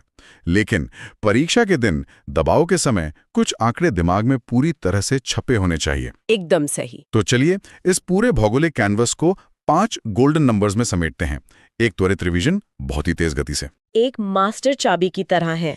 शुरू करते हैं हमारा क्विक फायर राउंड। तैयार रहें। पहला गोल्डन नंबर 94,163। ये राज्य का कुल क्षेत्रफल है वर्ग किलोमीटर में। दूसरा गोल्डन नंबर 345 और 483। ये उस आयताकार आकार के भौतिक आयाम हैं। उत्तर से दक्षिण 345 किलोमीटर और पूर्व से पश्चिम 483 किलोमीटर। तीसरा गोल्डन नंबर 112। ये मानसूनी जलवायु की औसत वार्षिक वर्षा है 112 सेंटीमीटर। चौथा गोल्डन नंबर 60.48%। ये शुद्ध बोया गया क्षेत्र है, जो विशाल क्वाटरनरी मैदानों की उपजाऊ शक्ति और कृषि आधारित अर्थव्यवस्था की रीढ़ को दर्शाता है। और पांचवा गोल्डन नंबर 7.74%। ये कुल वन क्षेत्रफल है, जो हमें ये कड़वी सच्चाई याद दिलाता है कि जब 60% जमीन पर खेती होती है तो जंगलों और वन्य जीवों के लिए कितनी कम जगह बचती है। ये त्वरित रिवीजन बहुत ही ऊर्जावान और शानदार रहा। आज के इस गहन विश्लेषण ने एक बात तो पूरी तरह साफ कर दी है। क्या? जब कोई इन भौगोलिक आंकड़ों को गहराई से समझ लेता है, जैसे कि क्यों 60% जमीन पर खेती हो रही है, या क्यों 52.73 मीटर की औसत ऊंचाई और धीमी नदियां हर साल 64 लाख हेक्टेयर जमीन पर बाढ़ लेकर आती हैं, तो उसे बाकी चीजें समझने के लिए रटने की जरूरत नहीं पड़ती। ये बात 100% सच है। एक बार जब इस जमीन के विज्ञान और इसकी बनावट को समझ लिया जाता है, तो यहाँ की कृषि अर्थव्यवस्था, लोगों के पलायन, रोजगार की स्थिति और यहाँ तक कि राजनीतिक समीकरणों को समझने के लिए अलग से कोई मेहनत नहीं करनी पड़ती। सब कुछ इसी जमीन से जुड़ा है। हाँ, सब कुछ इसी भूगोल की जमीन से ही तो पैदा हो रहा है। क्योंकि अंततः भूगोल ही वहां का भाग्य तय कर रहा है। नक्शे पर खींची गई रेखाएं, चट्टानों के प्रकार, समुद्र तल से ऊंचाई और बारिश की बूंदें सिर्फ भौतिक तथ्य नहीं हैं, वे करोड़ों लोगों के जीवन, उनके संघर्ष और उनके भविष्य का ब्लूप्रिंट हैं। बिल्कुल सही। परीक्षा की तैयारी करने वालों के लिए हमारा यही संदेश है कि अपनी तैयारी को इसी तरह विश्लेषणात्मक और गहरा बनाए रखें। तथ्यों के पीछे के क्यों और कैसे को हमेशा तलाशते रहें। क्योंकि जो समझता है वो ही सफल होता है। एकदम सही। इसी गहरे और सोचने पर मजबूर कर देने वाले विचार के साथ आज के इस मास्टर क्लास और गहन अध्ययन को यहीं विराम देते हैं। सीखते रहें और अपनी तैयारी को मजबूत बनाते रहें।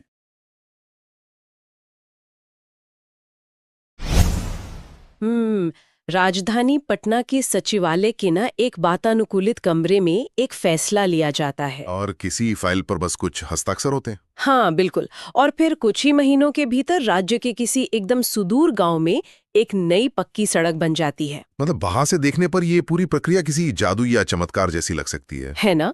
लेकिन असल में इसके पीछे एक बहुत ही जटिल और व्यवस्थित मशीनरी काम कर रही है।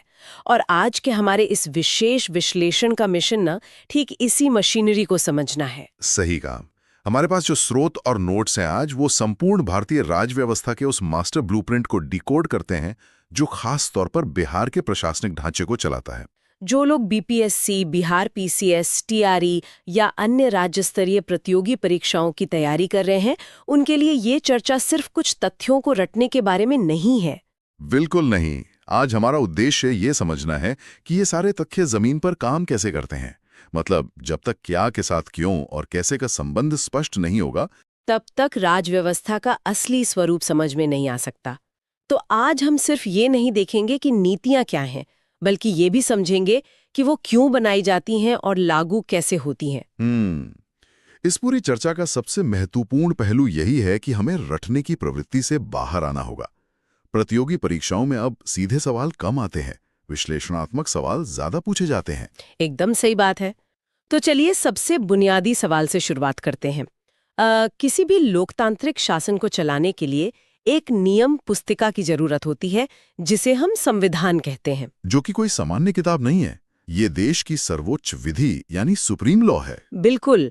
और ये नागरिकों को उनके मौलिक अधिकार तो देता ही है, लेकिन इसका एक और बहुत बड़ा काम है, शक्तियों का बंटवारा करना। हाँ, सेपरेशन ऑफ पावर्स। तो इसे समझने के लिए ना विशाल फैक्ट्री की उपमा लेते हैं। मतलब किसी भी बड़ी मैन्युफैक्चरिंग कंपनी में सारा काम कोई एक व्यक्ति या एक ही टीम तो नहीं कर सकती, है ना? जाहिर है काम को बांटना पड़ता है। तो वहाँ एक डिजाइन टीम होती है जो प्रोडक्ट का ब्लूप्रिंट बनाती है। फिर एक मैन्युफैक्चरिंग टीम होती है जो उस डिजाइन को हकीकत में ढालकर प्रोडक्ट तैयार करती है। और अंत में एक क्वालिटी चेक टीम भी होती होगी। बिल्कुल, जो ये सुनिश्चित करती है कि प्रोडक्ट सारे मानकों पर खरा उतरे। इस फैक्ट्री वाली उपमा को अगर हम अपने लोकतंत्र के ढांचे पर रखें तो तस्वीर बिल्कुल साफ हो जाती है। हमारे संविधान ने भी ना इसी तर्ज पर लोकतंत्र के 3 प्रमुख स्तंभ बनाए। अच्छा, तो वो कौन कौन से हैं? पहला स्तंभ है विधायिका यानी लेजिस्लेटर। ये हमारी वो डिजाइन टीम है। इसका काम है समाज की जरूरतों को समझना और उसके हिसाब से नीतियां या कानून बनाना। और मैन्युफैक्चरिंग टीम कौन सी हुई? वो है दूसरा स्तंभ, कार्यपालिका यानी एग्जीक्यूटिव। अगर विधायिका ने शिक्षा के लिए कोई नया कानून बना दिया तो उस कानून के तहत स्कूल बनवाना, शिक्षकों की भर्ती करना, ये सब कार्यपालिका का काम है। तो फिर तीसरा स्तंभ न्यायपालिका होगा यानी जुडिशरी, जो हमारी क्वालिटी चेक टीम है। एकदम सही। न्यायपालिका कानूनों की व्याख्या करती है। मतलब अगर कार्यपालिका कानून को लागू करने में कोई मनमानी करे या विधायिका कोई ऐसा कानून बना दे जो संविधान के मूल ढांचे के ही खिलाफ हो, तो न्यायपालिका वहां हस्तक्षेप करेगी। शक्तियों के पृथक्करण का यही सबसे बड़ा फायदा है। ये तीनों स्तंभ स्वतंत्र रूप से काम करते हैं, लेकिन चेक एंड बैलेंस की व्यवस्था के तहत एक दूसरे पर नजर भी रखते हैं। अच्छा, तो डिजाइन बन गया और फैक्ट्री का ढांचा भी समझ आ गया। लेकिन अगर हम इस पूरे सिस्टम को राज्य के स्तर पे देखें, विशेषकर बिहार के संदर्भ में, तो एक सवाल उठता है। वो क्या? कि इस राज्य रूपी फैक्ट्री का असली बॉस कौन है? मतलब कानून बन गए, लागू भी हो गए, लेकिन कमान किसके हाथ में होती है? यहाँ जो बात सबसे दिलचस्प है वो ये है कि राज्य की कार्यपालिका में शक्ति के 2 अलग-अलग केंद्र होते हैं। 2 केंद्र। हाँ, एक तरफ होते हैं राज्यपाल यानी गवर्नर, जो राज्य के संवैधानिक प्रमुख हैं, मतलब डी ज्यूरे हेड। अच्छा, जिनके नाम पर सारे काम होते हैं। बिल्कुल, और वो केंद्र के प्रतिनिधि भी होते हैं। लेकिन दूसरी तरफ होते हैं मुख्यमंत्री, जो वास्तविक प्रमुख यानी डी फैक्टो हेड होते हैं। तो अगर इसे यूं देखें कि भले ही हर सरकारी आदेश पर मुहर राज्यपाल के नाम की लगती हो, लेकिन असल में उस आदेश को ड्राफ्ट करना, नीतियां तय करना, ये सब मुख्यमंत्री और उनके मंत्रिमंडल का काम है। एकदम सटीक विश्लेषण है। क्योंकि मुख्यमंत्री को जनता ने सीधे चुनकर भेजा है, तो वास्तविक शक्ति उसी के पास है जिसके पास जनादेश है। और नीतियां बनाने का काम मुख्य रूप से इसी मंत्रिमंडल का होता है, जो विधायिका का ही हिस्सा है। हाँ, और यहाँ बात सच में बहुत दिलचस्प हो जाती है। जब हम विधायिका यानी कानून बनाने वाली इस डिज़ाइन टीम की बात करते हैं तो बिहार का ढांचा थोड़ा अलग नजर आता है। भारत के ज्यादातर राज्यों में तो कानून बनाने के लिए केवल एक ही सदन होता है ना, जिसे हम विधानसभा कहते हैं। सही कहा, लेकिन बिहार भारत के उन चुनिंदा 6 राज्यों में से एक है जहां द्विसदनीय व्यवस्था यानी बाइसैमरल सिस्टम लागू है। मतलब यहाँ 2 सदन हैं। विधानसभा और विधान परिषद। और जो छात्र परीक्षाओं की तैयारी कर रहे हैं उन्हें इन दोनों सदनों की संरचना का अंतर गहराई से समझना चाहिए। चलिए इनकी तुलना करते हैं। सबसे पहले है विधानसभा, जिसे निम्न सदन कहा जाता है। इसमें जनता सीधे वोट देकर अपने प्रतिनिधि चुनती है। और इसमें चुनाव लड़ने की न्यूनतम आयु 25 वर्ष है और कार्यकाल 5 वर्ष का होता है ना? बिल्कुल। और बिहार विधानसभा में कुल 243 सीटें हैं। वहीं दूसरी ओर विधान परिषद है, जिसे उच्च सदन कहते हैं। इसकी संरचना कैसे अलग है? इसमें न्यूनतम आयु 30 वर्ष होती है, कार्यकाल 6 वर्ष का होता है और चुनाव अप्रत्यक्ष तरीके से होता है। बिहार विधान परिषद में सीटों की संख्या 75 है। देखिए, ये 243 और 75 सीटों का जो आंकड़ा है ना, ये परीक्षा में अक्सर पूछा जाता है, इसे जरूर याद रखें। लेकिन मेरे मन में यहाँ एक तार्किक सवाल आ रहा है। पूछिए। जब भारत के ज्यादातर राज्यों का काम एक सदन से चल जाता है, तो बिहार जैसे राज्य में 2 सदनों के होने का क्या प्रशासनिक महत्व है? मतलब क्या ये खर्चीला नहीं है? ये एक बहुत ही तीखा लेकिन जरूरी सवाल है। अक्सर द्विसदनीय व्यवस्था की आलोचना होती है, लेकिन इसके 2 बहुत बड़े प्रशासनिक फायदे हैं। अच्छा, वो क्या? पहला फायदा है व्यापक प्रतिनिधित्व। विधानसभा में सिर्फ राजनीतिक दल के लोग आते हैं, लेकिन विधान परिषद में शिक्षकों, स्नातकों और स्थानीय निकायों के प्रतिनिधियों के लिए विशेष सीटें आरक्षित होती हैं। मतलब समाज के बौद्धिक और जमीनी स्तर के लोगों को सीधे अपनी बात रखने का मौका मिलता है। बिल्कुल। और दूसरा बड़ा कारण है हड़बड़ी में बनने वाले कानूनों पर रोक लगाना, एक कूलिंग ऑफ पीरियड। जैसे अगर विधानसभा में किसी भावुक मुद्दे पर जल्दबाजी में कोई बिल पास हो जाए। हाँ, तो जब वो बिल विधान परिषद में जाता है तो वहां उस पर ठंडे दिमाग से और अधिक गहराई से चर्चा होती है। ये एक ब्रेकिंग सिस्टम की तरह काम करता है। ये तो बात हुई कानून बनाने और लागू करने की। लेकिन अगर कोई इन कानूनों को ना माने तो सिस्टम को सही दिशा में रखने के लिए न्यायपालिका कैसे काम करती है? इसके लिए राज्य की न्यायपालिका का ढांचा समझना होगा। पिरामिड में सबसे ऊपर होता है पटना उच्च न्यायालय, यानी पटना हाई कोर्ट। यह सर्वोच्च अपीलीय न्यायालय है। और यहाँ तैयारी करने वालों के लिए एक बहुत ही महत्वपूर्ण तथ्य है। पटना उच्च न्यायालय की स्थापना 3 फरवरी 1916 को हुई थी। हाँ, 3 फरवरी 1916। ये परीक्षा उपयोगी तथ्य है, इसे नोट्स में एकदम अंडरलाइन कर लें। और हाईकोर्ट के नीचे क्या होता है? उसके नीचे हर जिले में जिला और सत्र न्यायालय होते हैं। यहाँ एक तकनीकी अंतर है जो अक्सर कंफ्यूज करता है। कैसा अंतर? जब कोई न्यायाधीश सिविल मामलों जैसे जमीन विवाद की सुनवाई करता है तो उसे जिला न्यायाधीश कहते हैं। और जब वही न्यायाधीश आपराधिक मामलों जैसे चोरी या हत्या की सुनवाई करता है तो उसे सत्र न्यायाधीश यानी सेशंस जज कहते हैं। अच्छा, वर्गीकरण बहुत स्पष्ट है। इसके अलावा कुछ स्वतंत्र संवैधानिक निकाय भी तो होते हैं ना, जैसे बीपीएससी यानी बिहार लोक सेवा आयोग। बिल्कुल, जिसका काम राज्य सिविल सेवाओं में भर्ती करना है। और इसी श्रृंखला में एक और बेहद अहम निकाय है राज्य चुनाव आयोग। और अगर हम इसे बड़े परिप्रेक्ष्य में देखें तो यहाँ अक्सर एक भ्रांति होती है। एकदम सही कह रही हैं आप। जब भी चुनाव का नाम आता है, लोग सोचते हैं कि राज्य चुनाव आयोग राज्य के विधानसभा चुनाव करवाता होगा। हाँ, सुनने में तो ये लॉजिकल लगता है। लेकिन ऐसा नहीं है। विधानसभा, विधान परिषद और लोकसभा, इन तीनों के चुनाव भारत का चुनाव आयोग करवाता है। तो फिर राज्य चुनाव आयोग क्या करता है? इसका काम पंचायत और नगर निगमों के चुनाव करवाना है। अरे वाह, ये तो एक आहा मोमेंट है। ये याद रखना चाहिए कि राज्य चुनाव आयोग सिर्फ स्थानीय चुनाव करवाता है। हाँ। अच्छा, एक पद महाधिवक्ता का भी होता है ना? हाँ, एडवोकेट जनरल।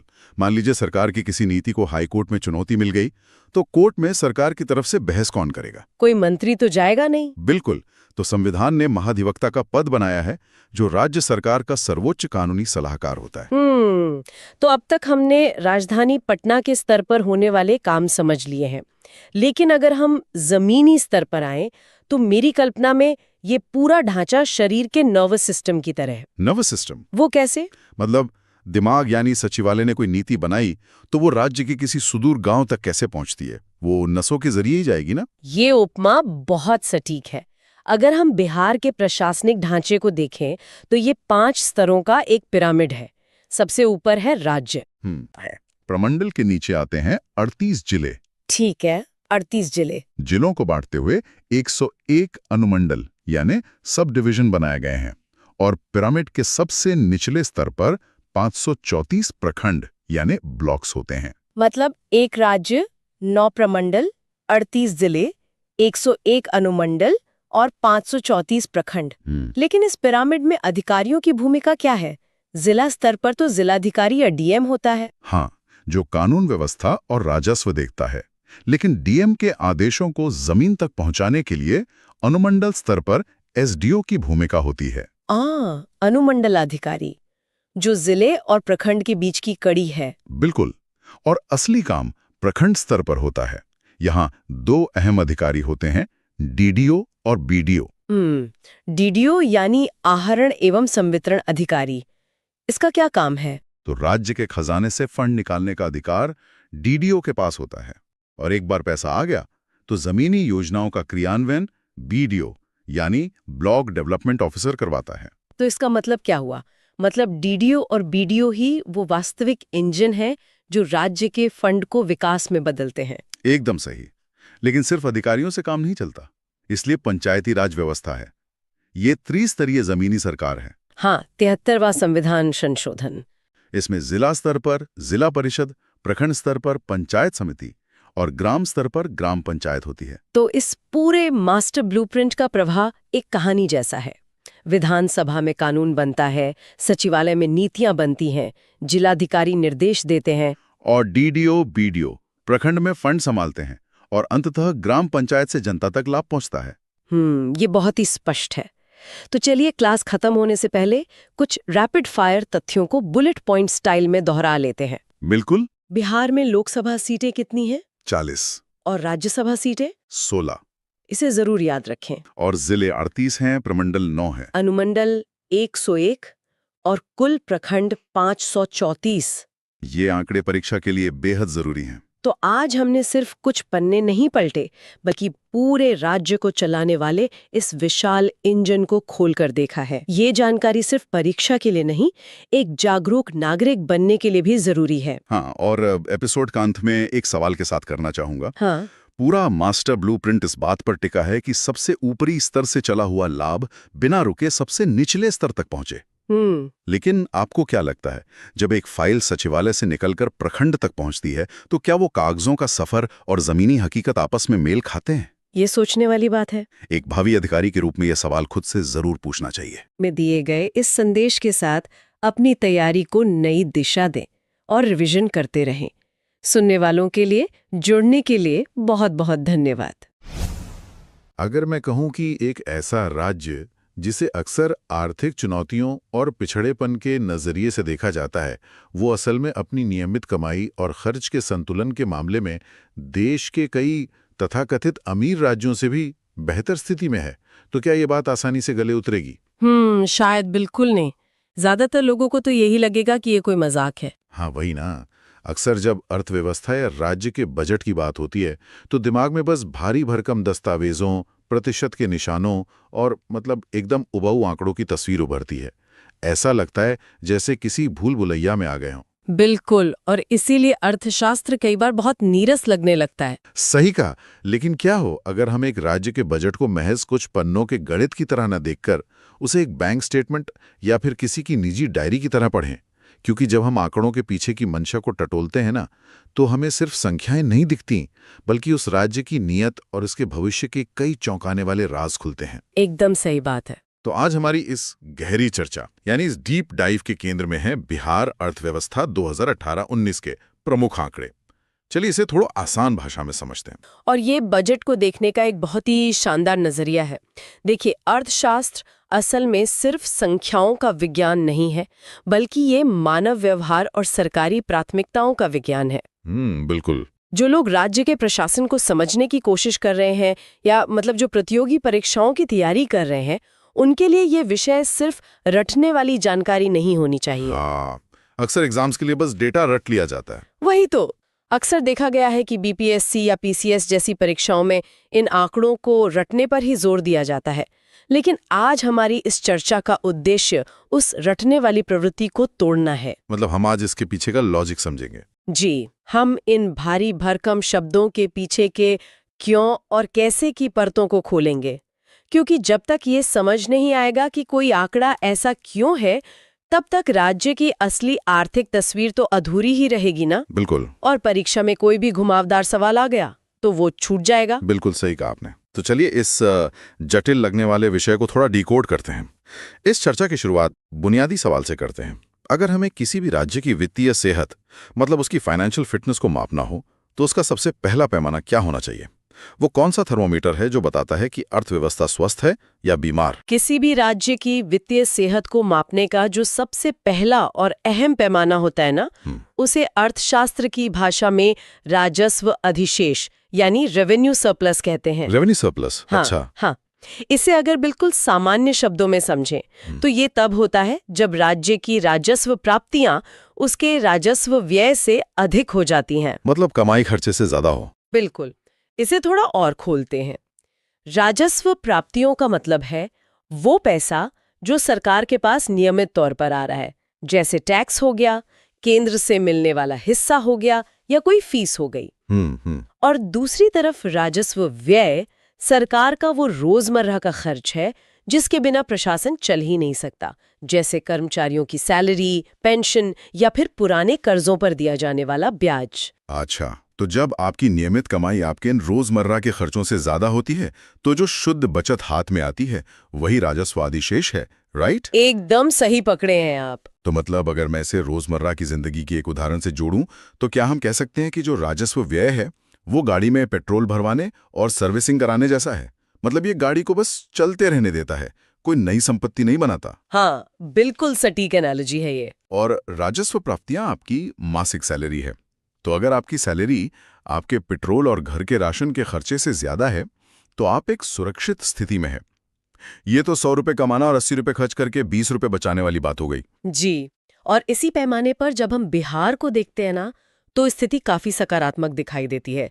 2018-19 के अनुमानों के मुताबिक बिहार का राजस्व अधिशेष 21,312 करोड़ रुपए है। अरे वाह, 21,312 करोड़? हाँ, और जो लोग परीक्षाओं की तैयारी कर रहे हैं उनके लिए ये तथ्य अक्सर पूछा जाता है, इसे जरूर याद रखें।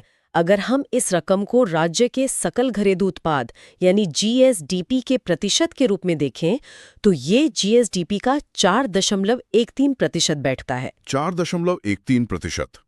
ये तो मतलब काफी हेल्दी आंकड़ा है। बिल्कुल, आर्थिक विश्लेषण के नजरिए से ये बहुत ही स्वस्थ आंकड़ा माना जाता है। लेकिन एक मिनट, 21,312 करोड़ रुपए की शुद्ध बचत, और वो भी रोजमर्रा के सारे खर्चे पूरे करने के बाद, ये हासिल कैसे हुआ? क्योंकि पहले तो राज्य सरकारें सैलरी देने तक के लिए कर्ज लेती थी। आपने बिल्कुल सही नब्ज पकड़ी है। एक दौर था जब राज्यों को अपने रोजमर्रा के खर्चे पूरे करने के लिए भी उधार लेना पड़ता था, जिसे राजस्व घाटा या रेवेन्यू डेफिसिट कहते हैं। हाँ, वही तो। लेकिन इस तस्वीर को बदलने में 14वें वित्त आयोग यानी 14th फाइनेंस कमीशन की एक बहुत बड़ी भूमिका रही है। आयोग का एकदम स्पष्ट निर्देश था कि राज्यों को अपना राजस्व घाटा पूरी तरह समाप्त करना चाहिए। अच्छा, मतलब ये ऊपर से ऑर्डर था? जी, कारण बहुत सीधा था। अगर आप अपना घर चलाने के लिए ही कर्ज ले रहे हैं तो आप कभी तरक्की नहीं कर सकते। बिहार ने सफलतापूर्वक इस लक्ष्य को हासिल किया है और वो राजस्व अधिशेष की स्थिति में है। तो ये तो सुनने में बहुत अच्छा लगता है, लेकिन क्या तस्वीर इतनी ही सीधी है? मेरा मतलब है, अगर राज्य के पास इतनी बचत है तो फिर सरकार को अभी भी उधार लेने की जरूरत क्यों पड़ती है? अखबारों में तो अक्सर कर्ज की बात होती रहती है। और यहीं से हमारी चर्चा में राजकोषीय घाटे यानी फिस्कल डेफिसिट की अवधारणा आती है। देखिए, एक सरकार का काम सिर्फ अपनी प्रशासनिक गाड़ी को धक्का लगाना नहीं होता, उसे विकास भी करना होता है। बिल्कुल। उसे नए स्कूल, अस्पताल, फ्लाईओवर्स और पावर प्लांट्स भी बनाने होते हैं। इसे अर्थशास्त्र में पूंजीगत व्यय या कैपिटल एक्सपेंडिचर कहते हैं। ये वो खर्च है जो भविष्य के लिए नई संपत्तियां बनाता है। समझ गया। तो आपके 21,000 करोड़ का अधिशेष अच्छा है, लेकिन जब आपको पूरे राज्य में बुनियादी ढांचा खड़ा करना हो ना, तो ये रकम ऊंट के मुंह में जीरे के समान हो जाती है। अच्छा, तो ये राजकोषीय घाटा तब होता है जब सरकार कहती है कि हमारी बचत विकास में लग गई, लेकिन हमें और अस्पताल बनाने हैं, इसलिए अब हमें उधार लेना पड़ेगा। जी, तकनीकी भाषा में कहें तो राजकोषीय घाटा तब होता है जब कुल व्यय कुल प्राप्तियों से अधिक हो जाता है। ये सरकार की कुल उधारी की आवश्यकता को दर्शाता है, जिससे कुल देनदारियों में वृद्धि होती है। तो उधारी की स्थिति असल में है क्या, अगर हम आंकड़ों पर नजर डालें तो? इसके लिए आंकड़ों की तुलना करनी होगी। अगर हम 2017-18 के संशोधित आंकड़ों को देखें तो ये घाटा बहुत अधिक था। ये लगभग 34,958 करोड़ रुपया था। अरे बाप रे। हाँ, जो कि राज्य के जीएसडीपी का 7.5% बैठता है। 7.5%, ये तो बहुत ज्यादा है। बहुत ज्यादा था, लेकिन असली कहानी 2018-19 के अनुमानों में सामने आती है। इसमें भारी सुधार देखने को मिला। ये घटकर सिर्फ 11,204 करोड़ रुपए रह गया, जो जीएसडीपी का मात्र 2.17% है। वाह, 7.5 से सीधा 2.17%। हाँ, और यहाँ 14वें वित्त आयोग की सीमा याद रखनी चाहिए। सामान्य निर्धारित सीमा जीएसडीपी का 3% है। तो मतलब बिहार 2018-19 में इसके सुरक्षित भीतर है। बिल्कुल सुरक्षित भीतर है। और हाँ, राज्य को 0.5% की अतिरिक्त छूट भी मिल सकती है, बशर्ते वो अपने ऋण और ब्याज भुगतान को एक विशिष्ट स्तर तक बरकरार रखे।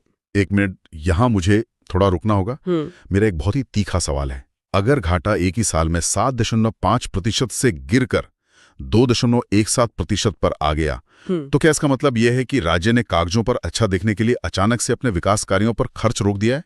ये बहुत ही विश्लेषणात्मक सवाल है और अक्सर दिमाग में आता भी है। लेकिन इसका खंडन करने के लिए हमें ये देखना होगा कि पैसा असल में जा कहाँ रहा है। हमें राज्य की खर्च की प्राथमिकताओं या सेक्टोरल एलोकेशन का विश्लेषण करना होगा। तो चलिए वही देखते हैं। हमारे पास जो डेटा है उसमें बिहार की तुलना 18 प्रमुख राज्यों के औसत से की गई है। तो ये तुलना क्या दिखाती है? ये आंकड़े काफी दिलचस्प हैं। बजट का सबसे बड़ा झुकाव शिक्षा की ओर है। पूरे 18% का आवंटन किया गया है। 18%? ये तो बहुत बड़ा हिस्सा है। बिल्कुल, और ये अन्य 18 राज्यों के औसत व्यय से काफी अधिक है। ये आंकड़े मानव पूंजी यानी ह्यूमन कैपिटल के निर्माण में राज्य की दीर्घकालिक सोच को दर्शाते हैं। जो लोग परीक्षा की तैयारी कर रहे हैं, उनके लिए मेरी सलाह है कि शिक्षा पर 18% का ये आंकड़ा आगामी परीक्षाओं के लिए एकदम कंठस्थ कर लें। ये तो ऐसा है जैसे कोई परिवार अपनी अतिरिक्त आय का सबसे बड़ा हिस्सा अपने बच्चों की उच्च शिक्षा में लगा रहा हो। एकदम सही। और सिर्फ शिक्षा ही नहीं, ग्रामीण विकास का आवंटन भी 8.7% है, जबकि 18 राज्यों का राष्ट्रीय औसत केवल 5.6% है। अच्छा, मतलब वो परिवार बचे हुए पैसे से अपने पैतृक गांव के घर को भी पक्का कर रहा है। हाँ, और ग्रामीण बुनियादी ढांचे का निर्माण कर रहा है। लेकिन देखिए, बजट हमेशा समझौते या ट्रेड ऑफ्स का नाम है। अगर शिक्षा और ग्रामीण विकास को इतना पैसा मिला तो कहीं ना कहीं कटौती भी हुई होगी ना?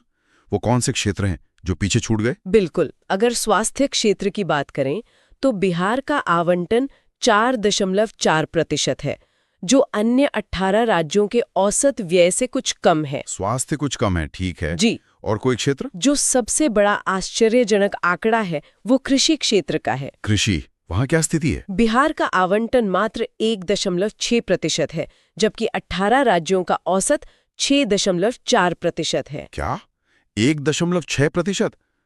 यहाँ बात कुछ समझ नहीं आई। देखिए, बिहार मूल रूप से कृषि प्रधान राज्य है। ऐसे में कृषि पर राष्ट्रीय औसत के मुकाबले सिर्फ 1.6% खर्च करना कैसे से ठहराया जा सकता है? क्या सरकार गांवों में सड़कें तो बना रही है, लेकिन उन सड़कों के किनारे बसे खेतों को भूल गई है? ये विरोधाभास बिल्कुल स्पष्ट है और आपका सवाल बहुत तार्किक है, लेकिन प्रतियोगी परीक्षाओं के नजरिए से ये सेक्टोरल कंपैरिजन मैट्रिक्स सबसे महत्वपूर्ण है। मतलब ये ट्रेंड याद रखना जरूरी है। जी, आपको याद रखना है कि शिक्षा और ग्रामीण विकास औसत से अधिक है, स्वास्थ्य कुछ कम है और कृषि काफी कम है। सरकार कई बार अप्रत्यक्ष रूप से ग्रामीण विकास के जरिए कृषि की मदद करती है, लेकिन प्रत्यक्ष आवंटन वाकई बहुत कम है। ये तो वाकई सोचने वाली बात है। खैर, हम इस चर्चा के अंतिम पड़ाव पर पहुंच गए। अगर हमें इस पूरी चर्चा को समेटना हो तो इसका क्विक रिवीजन कैसे करेंगे? अगर त्वरित रिवीजन करें तो बिहार अर्थव्यवस्था के 3 प्रमुख स्तंभ हैं। पहला, राजस्व प्रबंधन। राज्य सफलतापूर्वक राजस्व अधिशेष में है। राइट। दूसरा, घाटा नियंत्रण। राजकोषीय घाटा 2.17% है, जो 3% की सीमा के सुरक्षित भीतर है। और तीसरा है प्राथमिकता। सबसे बड़ा झुकाव शिक्षा, जो कि 18% है, और ग्रामीण विकास, जो 8.7% है, उसकी ओर है, जबकि कृषि 1.6% के साथ पीछे है। ये वाकई बहुत ही बढ़िया विश्लेषण था। लेकिन आज के इन आंकड़ों को देखकर एक बड़ा सवाल मेरे जहन